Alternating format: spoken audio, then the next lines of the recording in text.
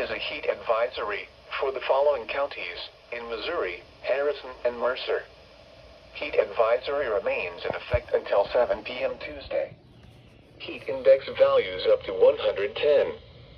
The areas affected include portions of east central and northeast Kansas and central, north central, northeast, northwest, and west central Missouri. When? Until 7 p.m. Tuesday.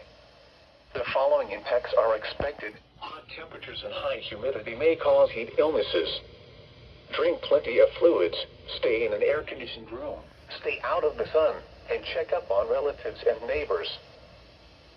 Extreme heat warning remains in effect until 8 p.m. this evening. Dangerously hot conditions this afternoon through this evening, with heat index values of 110F to 115F expected. The areas affected include portions of western into central and southern Iowa. When? Until 8 p.m. this evening. The following impacts are expected. Heat-related illnesses increase significantly during extreme heat and high humidity events.